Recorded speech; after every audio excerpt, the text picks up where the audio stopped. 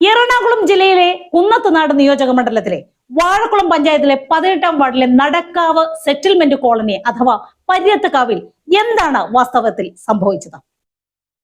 6 തലമുറകളായി അവിടെ താമസിച്ചുകൊണ്ടിരുന്നവർ, അതും പട്ടികജാതി വിഭാഗത്തിൽപ്പെട്ടവർ, ഒരു ദിവസം വന്നിട്ട് പറയുകയാണ് അവരോടങ്ങ് കുടിയിറങ്ങാൻ.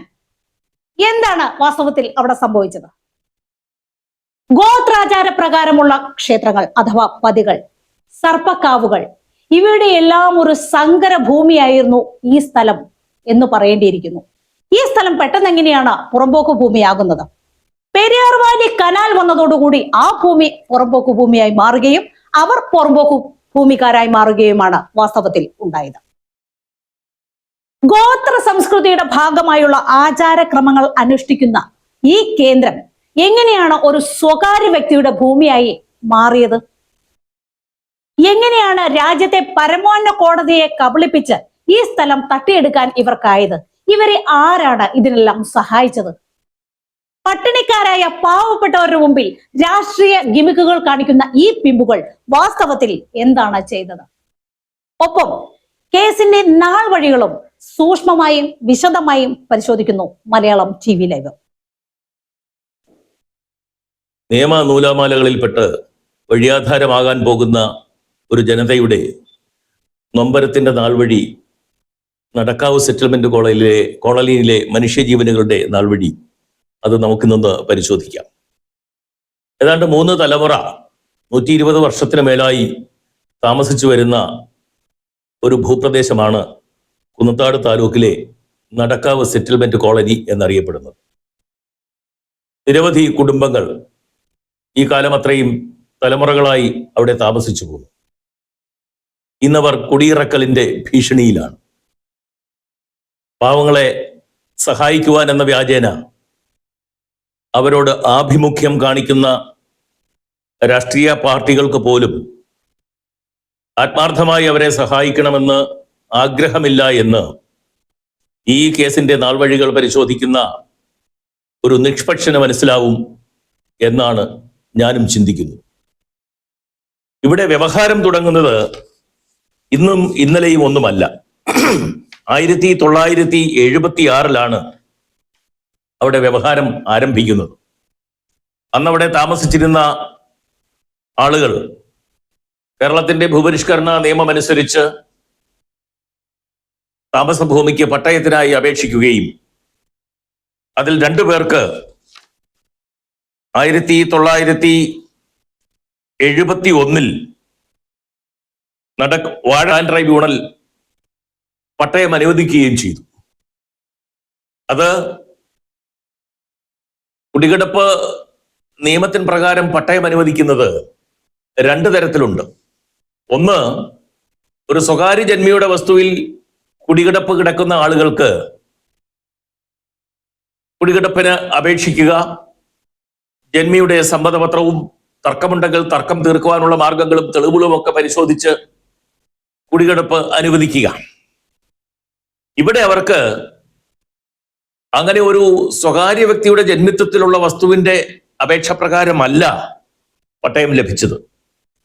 ഒറിജിനൽ ആപ്ലിക്കേഷൻ അഥവാ OA 330/1971, ഒറിജിനൽ ആപ്ലിക്കേഷൻ 331/1971 എന്ന നടപടിക്രമങ്ങളിൽ അവർക്ക് പട്ടയം ലഭിക്കുകയുണ്ടായി. ആ പട്ടയപ്രകാരം അവർക്ക് യഥാക്രമം 15ഉം 20ഉം സെന്റുകൾ വീതവും ലഭിക്കുകയുണ്ടായി. എന്നാൽ അന്ന് ഈ ഭൂമിയുടെ ഉടമസ്ഥാവകാശം സ്ഥാപിക്കുവാൻ വേണ്ടി ഉണ്ടാക്കപ്പെട്ട 2 പ്രമാണങ്ങളുമായി ശ്രീ ശങ്കരൻ നായർ എന്നൊരാൾ കോടതിയെ സമീപിക്കുകയുണ്ടായി. ശങ്കരൻ നായർ ഇപ്രകാരം സമീപിക്കുന്നതിന് മുമ്പ് തന്നെ ആ ഭൂമിയിൽ താമസമാക്കിയിരുന്ന ആളുകൾ, ഇപ്പോൾ കുടിയിറക്കാൻ പോകുന്ന ആളുകളുടെ പൂർവികന്മാർ, അവർ ഒറിജിനൽ സൂട്ട് 3/1976 എന്ന പേരിൽ മുനിസിഫ് കോടതിയിൽ ഒരു കേസ് ഫയൽ ചെയ്തു. ശങ്കരൻ നായരെയും മറ്റും പ്രതിയാക്കിയാണ് ആ കേസ് ഫയൽ ചെയ്തത്. ഈ ഭൂമിയിൽ അന്യായമായി പ്രവേശിക്കുകയോ അവിടെ താമസിച്ചു വരുന്ന ഇവരെ അവിടെ നിന്ന് കുടിയിറക്കുകയോ ചെയ്തു പോകരുതെന്നും ഇവരുടെ അനുഭവത്തെയും അവകാശത്തെയും തടസ്സപ്പെടുത്തി പോകരുതെന്നും ഒക്കെ അപേക്ഷിച്ചുകൊണ്ടാണ് ആ കേസ് 3/1976 ആയി ഫയൽ ചെയ്തത്. തുടർന്ന് ശങ്കരൻ നായരും കൂട്ടരും 4/1976 എന്ന പേരിൽ മറ്റൊരു കേസ് ഇവർക്കെതിരെ ഫയൽ ചെയ്തു. കേസുകൾ രണ്ടും വിചാരണ നടക്കവേ 3/1976 എന്ന കേസ് ഡിസ്മിസ് ചെയ്യുകയും 4/1976 എന്ന കേസ് വാദിക്ക് അനുകൂലമായി ശങ്കരൻ നായർ മുതൽ പേർക്ക് അനുകൂലമായി വിധിയാവുകയും ചെയ്തു.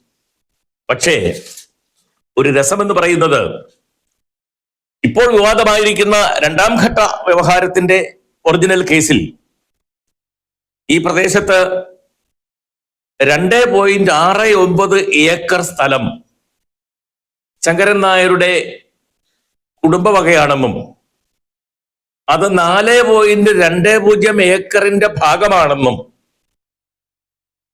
ഈ 4.20 ഏക്കർ ശങ്കരൻ നായരുടെ പൂർവികന്മാരുടെ വകയാണെന്നും ഒക്കെ പറയുന്നുണ്ടെങ്കിലും ഈ 2.69 ഏക്കറിന് മാത്രമേ സുപ്രീം കോടതി വരെ നീണ്ട 2 വട്ടം സുപ്രീം കോടതി വരെ നീണ്ട ഈ വ്യവഹാരത്തിന് കൃത്യമായ ആധാരങ്ങൾ, ടൈറ്റിൽ ഡീഡുകൾ കോടതി മുമ്പാകെ സമർപ്പിക്കുവാൻ ഈ ശങ്കരൻ നായർക്കും അദ്ദേഹത്തിന്റെ പിൻഗാമികൾക്കും കഴിഞ്ഞിട്ടുള്ളൂ എന്നുള്ളതാണ് വളരെ വിചിത്രമായ ഒരു സത്യം.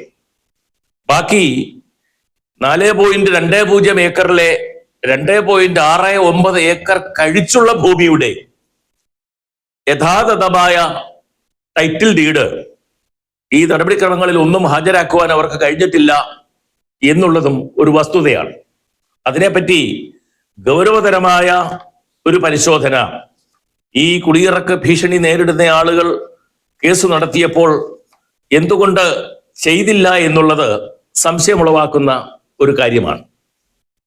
ഞാൻ നേരത്തെ സൂചിപ്പിച്ച 2 കേസുകൾ 3/79 എന്ന കേസും 3/76 എന്ന കേസും 4/76 എന്ന കേസിന്റെയും വിചാരണ നടക്കവേ 3/76 എന്ന കേസ്, ഈ കുടിയിറക്ക് ഭീഷണി നേരിടുന്നവരുടെ പൂർവികർ നൽകിയ കേസ് ഡിസ്മിസ് ചെയ്യുകയും ശങ്കരൻ നായർ നൽകിയ 4/76 എന്ന കേസ് വിധിയാവുകയും ചെയ്തു.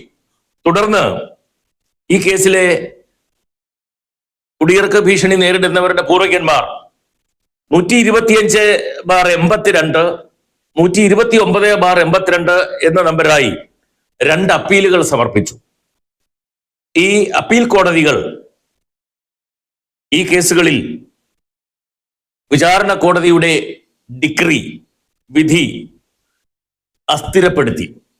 എന്ന് വെച്ചാൽ ശങ്കരൻ നായരുടെയും കൂട്ടരുടെയും പേരിൽ അനുവദിച്ചു കിട്ടിയ വിധി വിചാരണ കോടതി അസ്ഥിരപ്പെടുത്തി.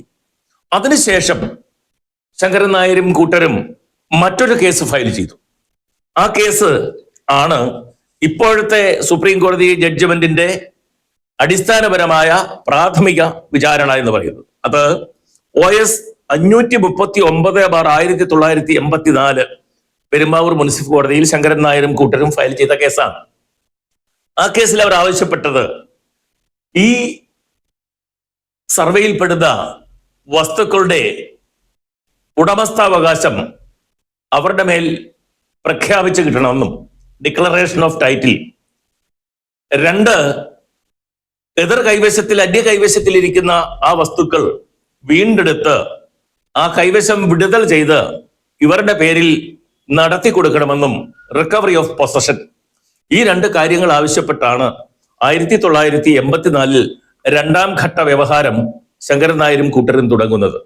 ആ കേസിന്റെ വിധിയിന്മേൽ ശങ്കരൻ നായർക്കും കൂട്ടർക്കും അനുകൂലമായി മുനിസിപ്പൽ കോടതി അഥവാ വിചാരണ കോടതി വിധിച്ചു. അവിടെയുള്ള ആളുകളെ കൈവശം വിടർത്തി ഭൂമി ശങ്കരൻ നായർക്കും കൂട്ടർക്കും നടത്തി കൊടുക്കണമെന്നും, ഭൂമിയുടെ ഉടമസ്ഥാവകാശം ശങ്കരൻ നായർക്കും കൂട്ടർക്കുമാണ് എന്നും വിചാരണ കോടതി വിധിച്ചു. അവിടെയും എനിക്ക് ഒരു സംശയമുള്ളത്, ആ കേസിൽ തന്നെ ശങ്കരൻ നായരും കൂട്ടരും മുന്നോട്ട് വെച്ചത്, വസ്തുവിന്മേലുള്ള അവകാശത്തെ പറ്റി പറയുന്നത്, ഈ പട്ടിക വസ്തുവിൽ 2.69 ഏക്കർ 2 പ്രമാണങ്ങൾ പ്രകാരം ലഭിച്ചതാണെന്നും അത് ഞങ്ങളുടെ പൂർവികന്മാർ കൈവശം വെച്ചിരുന്ന 4.20 ഏക്കറിന്റെ ഭാഗമാണ് എന്നും ഒരു അഡ്മിഷൻ ഉണ്ട്. ആ അഡ്മിഷനിൽ പിടിച്ച് എന്തുകൊണ്ട് ഈ കുടിയിറക്കപ്പെടുന്നവരുടെ കേസ് നടത്തിപ്പുകാർ അന്നത്തെ കാലത്ത് ഗൗരവതരമായി ആ വസ്തുതയെ സമീപിച്ചില്ല എന്ന് എന്റെ ഒരു സംശയം ഇപ്പോഴും അങ്ങനെ നിലനിൽക്കുകയാണ്. ഈ വിചാരണ കോടതിയുടെ വിധിയിന്മേൽ പെരുമ്പാവൂർ സബ് കോടതിയിൽ അവർ അപ്പീൽ സമർപ്പിച്ചു. അത് 114/78 എന്ന അപ്പീൽ കേസ്, അതും ശങ്കരൻ നായർക്കും കൂട്ടർക്കും അനുകൂലമായി കീഴ്ക്കോടതിയുടെ വിചാരണ കോടതിയുടെ വിധി സ്ഥിരപ്പെടുത്തിക്കൊണ്ട് അനുകൂലമായി വിധിക്കുകയാണ് ചെയ്തത്. ആ വിധിയിന്മേൽ ഇപ്പോഴത്തെ കുടിയിറക്ക ഭീഷണി നേരിടുന്ന പലരും അപ്പോഴത്തേക്ക് മരിച്ചു കഴിഞ്ഞു. അവരുടെ പിൻഗാമികളും പിന്തുടർച്ചക്കാരുമായി കേസിൽ കക്ഷിവർഗത്തിൽ ചേർന്നവരെല്ലാവരും കൂടി ചേർന്ന് ബഹുമാനപ്പെട്ട കേരള ഹൈക്കോടതിയിൽ 2010 RSA 414/2010 എന്ന പേരിൽ ഒരു സെക്കൻഡ് അപ്പീൽ ഫയൽ ചെയ്തു. ആ സെക്കൻഡ് അപ്പീൽ വിധി വരുന്നത് 2022 ഓഗസ്റ്റ് മാസം 5-ാം തീയതി ജസ്റ്റിസ് സതീഷ് ജ്ഞാനൻ അവർകളാണ് ആ സെക്കൻഡ് അപ്പീൽ കേസിൽ വിധി പറഞ്ഞത്. വളരെ വിശദമായി ഈ 76-ൽ തുടങ്ങിയ വ്യവഹാരത്തെ പറ്റി വരെ പരാമർശിച്ചുകൊണ്ട് വളരെ വിശദമായി ആ ജഡ്ജ്മെന്റ് അദ്ദേഹം പുറപ്പെടുവിച്ചു. ആ ജഡ്ജ്മെന്റും പ്രകാരം നടന്ന വ്യവഹാരങ്ങളെ പറ്റിയും കീഴ്ക്കോടതികളും വിചാരണ കോടതിയും 1-ാം അപ്പീൽ കോടതിയും ശങ്കരൻ നായർക്കും കൂട്ടർക്കും അനുകൂലമായി വിധിക്കുവാനുണ്ടായ സാഹചര്യങ്ങളെ പറ്റിയും അവർ സമർപ്പിച്ച രേഖകളെ പറ്റിയും ഒക്കെ പരാമർശിക്കുന്നുണ്ട്. ഇതിൽ ആദ്യത്തെ വിചാരണ കോടതിയുടെ വിധിയിൽ വസ്തുവിനെ ഐഡന്റിഫൈ ചെയ്യുന്നതിന് സാധിക്കാതെ വന്ന സംഗതിയും അതിനെ വീണ്ടും തിരിച്ച് കീഴ്ക്കോടതിയിലേക്ക് അയച്ച് കീഴ്ക്കോടതി കമ്മീഷണറെയും മറ്റും വെച്ച് വസ്തു ഐഡന്റിഫൈ ചെയ്തതും പ്ലാനും സ്കെച്ചും ഹാജരാക്കിയതും ഒക്കെ സവിസ്തരമായി അതിൽ പ്രതിപാദിക്കുന്നുണ്ട്. ആ വിധിക്ക് മേലെ സെക്കൻഡ് അപ്പീൽ അവർക്ക് അനുവദിച്ച വിധിക്ക് മേലെയാണ് ഈ കുടിയിറക്ക ഭീഷണി നേരിടുന്ന ആളുകളും മറ്റും അവരെ ബഹുമാനപ്പെട്ട സുപ്രീം കോടതിയിൽ സ്പെഷ്യൽ ലീവ് പെറ്റീഷൻ സമർപ്പിച്ചത്. ആ സ്പെഷ്യൽ ലീവ് പെറ്റീഷൻ 2022-ൽ സമർപ്പിക്കുകയും 2022-ലെ സമർപ്പിക്കപ്പെട്ട പെറ്റീഷൻ അല്പം കാലതാമസം ഉണ്ടായിരുന്നത് കൊണ്ട് 2023 ഫെബ്രുവരി മാസം 27-ാം തീയതി സുപ്രീം കോടതി അത് പരിഗണിക്കുകയും കാലതാമസം മാപ്പ് ചെയ്യുകയും ചെയ്തു. പക്ഷെ അന്ന് തന്നെ ഈ സുപ്രീം കോടതി കീഴ്ക്കോടതികളുടെ ഈ ഉത്തരവിന്മേൽ ഇടപെടുവാനുള്ള ഗൗരവതരമായ കാരണം കാണുന്നില്ല എന്ന് പറഞ്ഞ് ആ സ്പെഷ്യൽ ലീവ് പെറ്റീഷൻ ഡിസ്മിസ് ചെയ്യുകയാണ് ചെയ്തത്. അതിനെ തുടർന്ന് ഈ വിധി ഉടമസ്ഥരായ ആളുകൾ പെരുമ്പാവൂരെ വിചാരണ കോടതിയിൽ ഈ വിധി നടത്തി കിട്ടുന്നതിന് വേണ്ടി സമീപിച്ചിരിക്കുന്ന സാഹചര്യത്തിലാണ് ഈ വിധി നടത്തിന്റെ പ്രാഥമിക ഘട്ടമെന്ന രീതിയിൽ അതിന്റെ കോടതിയിൽ നിന്ന് കമ്മീഷണറെയും സർവേയറെയും വിട്ട് ഈ വിധിയിൽ പറഞ്ഞ വിസ്താരവേളയിൽ കമ്മീഷണർ നൽകിയ സ്കെച്ചും പ്ലാനും റിപ്പോർട്ടും അനുസരിച്ച് പ്രോപ്പർട്ടി ഐഡന്റിഫൈ ചെയ്യാൻ വന്ന സംഭവമാണ് കഴിഞ്ഞ ദിവസം അവിടെ ഒരു ബഹളത്തിനും സ്ഥലം MLA-യുടെ ഇടപെടലിനും മാധ്യമ ശ്രദ്ധയ്ക്കും ഒക്കെ ഇടയായി. ഇവിടെ ഗൗരവതരമായി ചർച്ച ചെയ്യപ്പെടേണ്ട മറ്റു ചില കാര്യങ്ങളുണ്ട്.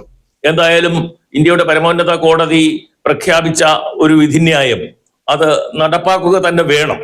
പക്ഷേ ഇവിടെ നമുക്ക് എത്തുന്ന ഒരു സംശയം, ഈ പ്രദേശത്തെ സർക്കാർ രേഖകളിൽ, ഈ ആളുകൾ താമസിക്കുന്ന ഈ ഭൂപ്രദേശത്തെ നമ്മുടെ സർക്കാർ രേഖകളിൽ, വില്ലേജ് രേഖകളിൽ, പഞ്ചായത്ത് രേഖകളിൽ, പട്ടികജാതി ക്ഷേമ വകുപ്പിന്റെ രേഖകളിൽ ഒക്കെ നടക്കാവ് സെറ്റിൽമെന്റ് കോളനി എന്നാണ് അറിയപ്പെടുന്നത്.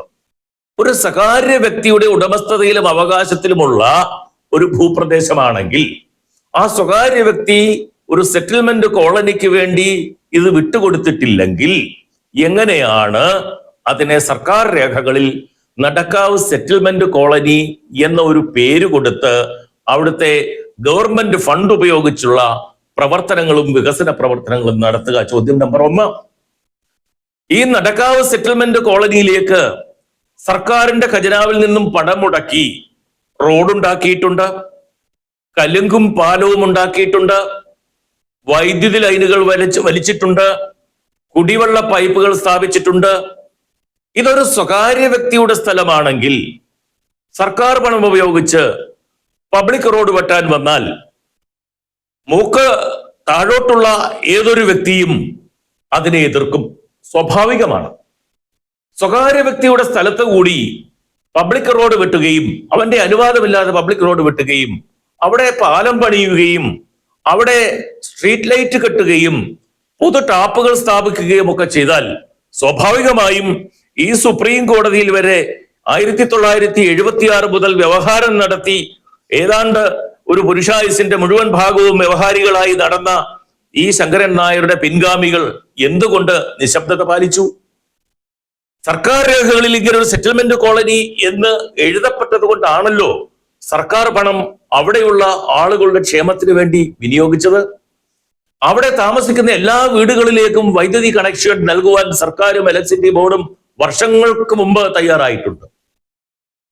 മറ്റൊരു വ്യക്തിയുടെ അന്യ വ്യക്തിയുടെ സ്ഥലത്തുള്ള കെട്ടിടത്തിലേക്ക് വൈദ്യുത കണക്ഷൻ വാങ്ങുന്നുവെങ്കിൽ നമുക്കറിയാം ആ വ്യക്തിയുടെ കൺസെന്റ് ഇല്ലാതെ വൈദ്യുതി കണക്ഷൻ ലഭിക്കില്ല.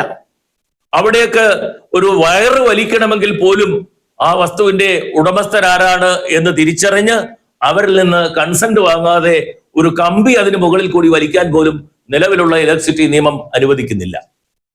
അങ്ങനെ ഇരിക്കെ ഇത് സർക്കാർ പുറമ്പോക്ക് ഭൂമിയാണ് എന്ന് സർക്കാർ ഉദ്യോഗസ്ഥന്മാർക്കും സർക്കാർ രേഖകൾക്കും പൂർണ്ണമായി വിശ്വാസം വന്നതുകൊണ്ടാണല്ലോ സർക്കാരിന്റെ പണം മുടക്കി ഈ താമസ ഭൂമിയിലെ സെറ്റിൽമെന്റ് കോളനിയിലേക്ക് മറ്റ് കോളനികളിൽ ചെയ്യുന്നത് പോലെയുള്ള എല്ലാ സർക്കാർ സൗജന്യങ്ങളും സർക്കാർ സേവനങ്ങളും അവർ നടത്തിക്കൊടുത്തത്. അപ്പോൾ അതിന് യാതൊരു സംശയവുമില്ല. അപ്പോൾ ഒരു സുപ്രഭാതത്തിൽ ഒരാൾ തന്റെ മുൻഗാമികൾക്ക് എങ്ങനെയോ സിദ്ധിച്ചതാണ് എന്ന് പറഞ്ഞ് കോടതികളെ സമീപിച്ച് അർത്ഥസത്യങ്ങളും അസത്യങ്ങളും മാത്രം ബോധിപ്പിച്ച് ഇപ്രകാരം ഒരു വ്യവഹാരം നടക്കുമ്പോൾ നമ്മുടെ സർക്കാർ അഭിഭാഷകർ എന്തുകൊണ്ട് ഈ വിവരം ശ്രദ്ധയിൽപ്പെടുത്തുകയോ ശ്രദ്ധയിൽപ്പെട്ടിട്ടും സർക്കാരിന് വേണ്ടി അതിൽ കക്ഷി ചേരുകയോ സർക്കാരിന്റെ ഭൂമി അന്യാധീനപ്പെട്ടു പോകുന്നതിന് ഇട നൽകാതെ വരികയോ ചെയ്തില്ല എന്നുള്ളതും ഗൗരവതരമായ ഒരു സംശയമാണ്. അപ്പോൾ ഒരു ഭാഗത്തുകൂടി സ്വകാര്യ വ്യക്തികൾ ഈ വസ്തു തങ്ങളുടേതാണെന്ന് പറഞ്ഞ് അവകാശം സ്ഥാപിക്കാൻ നടക്കുന്നു. പകൽ പോലെ എല്ലാവർക്കും അറിയാവുന്ന ഒരു കാര്യം. അവിടുത്തെ പുറമ്പോക്കിലെ സെറ്റിൽമെന്റ് കോളനിയിലെ താമസക്കാരായ തുച്ഛ വരുമാനക്കാരായ ആളുകൾ അവരുടെ ജീവിതത്തിന്റെ എല്ലാ ദുഷ്ട സാഹചര്യങ്ങളെയും കഷ്ട സാഹചര്യങ്ങളെയും ഒട്ടിയ വയറുമായി നിന്ന് കിട്ടുന്ന പണവുമായി ലഭ്യമായ അഭിഭാഷകനെ കണ്ടുപിടിച്ച് 2 വട്ടം സുപ്രീം കോടതി വരെ കയറിയിറങ്ങി.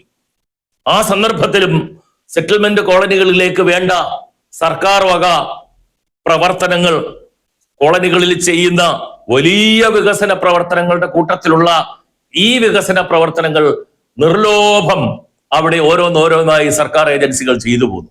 ഇത് രണ്ടും കൂടി എങ്ങനെയാ ശരിയാവുക? ഇത് രാത്രിയും പകലും തമ്മിൽ വഴക്കിട്ടു എന്ന് പറയുന്നത് പോലെയാണ്.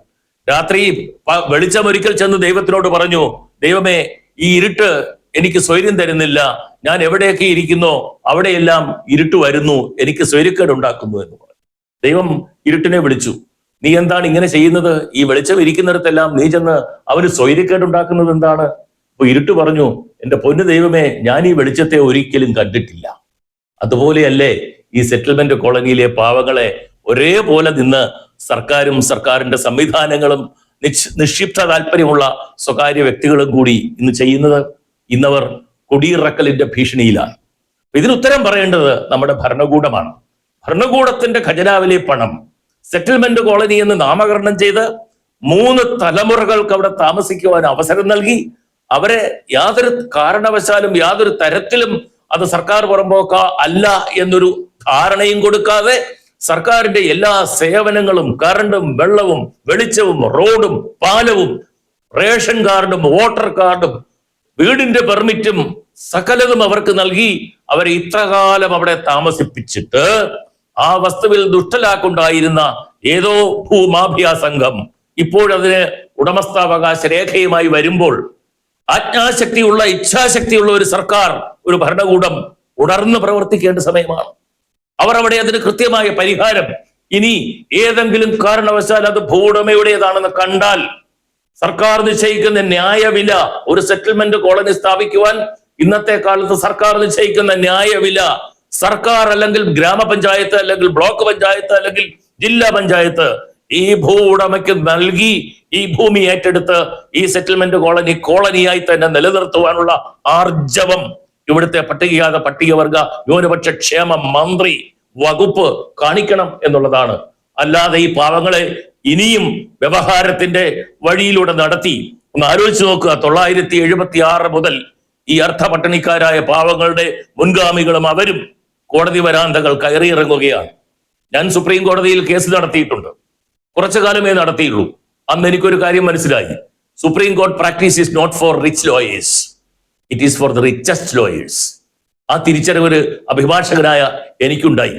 അപ്പോൾ ഈ പാവങ്ങൾ എത്ര കോടി രൂപ അവരുടെ കുടുംബത്തിൽ കുഞ്ഞുങ്ങൾ പഠിക്കേണ്ട കഴിക്കേണ്ട എത്ര കോടി രൂപ 76 മുതലുള്ള ഈ വ്യവഹാരത്തിന് വേണ്ടി കളഞ്ഞിട്ടുണ്ടാവും. ഇനിയും അവരെ ഇങ്ങനെ വഞ്ചിക്കരുതേ. അതുകൊണ്ട് ഈ ഭരണകൂടം അജ്ഞാശക്തിയുള്ള ഭരണകൂടമാണെങ്കിൽ ഏതെങ്കിലും കാരണവശാൽ ഇവിടുത്തെ റവന്യൂ ഡിവിഷണൽ ഓഫീസറെയോ ജില്ലാ കളക്ടറെയോ തന്നെ ചുമതലപ്പെടുത്തി ഈ അവകാശവാദം ഉന്നയിക്കുന്ന ഭൂവുടമകളുമായി ഒരു അനുരഞ്ജന ചർച്ച നടത്തി ഗവൺമെന്റിന്റെ വിവേചനാധികാരം ഉപയോഗിച്ച് ഈ ഭൂമിക്ക് പൊന്നും വിലയെങ്കിൽ പൊന്നും വില ആ ഭൂവുടമസ്ഥന് കൊടുത്ത് ഈ സെറ്റിൽമെന്റ് കോളനി നിലനിർത്തുക തന്നെ വേണം. കാരണം ഇത് സെറ്റിൽമെന്റ് കോളനിയാണ് എന്ന് താമസക്കാരോടും പൊതുസമൂഹത്തോടും ലോകത്തോടും പറഞ്ഞത് ഇവിടുത്തെ ഭരണകൂടമാണ്. അത് അംഗീകരിച്ചുകൊണ്ട് ഒരു സെറ്റിൽമെന്റ് കോളനിയിലേക്ക് വേണ്ട എല്ലാ സൗകര്യങ്ങളും ഒന്നൊന്നായി ഒരുക്കി കൊടുത്തതും ഇവിടുത്തെ ഭരണകൂടമാണ്. അതുകൊണ്ട് നിങ്ങൾക്ക് ഇതിൽ നിന്ന് പിന്നാക്കം പോവാൻ പറ്റില്ല. ദയവ് ചെയ്ത് സന്ദർഭത്തിനനുസരിച്ച് ഉണരുക. ഭരണകൂടമേ, ഭരണകർത്താക്കളെ, ഈ പാവങ്ങളെ രക്ഷിക്കുക.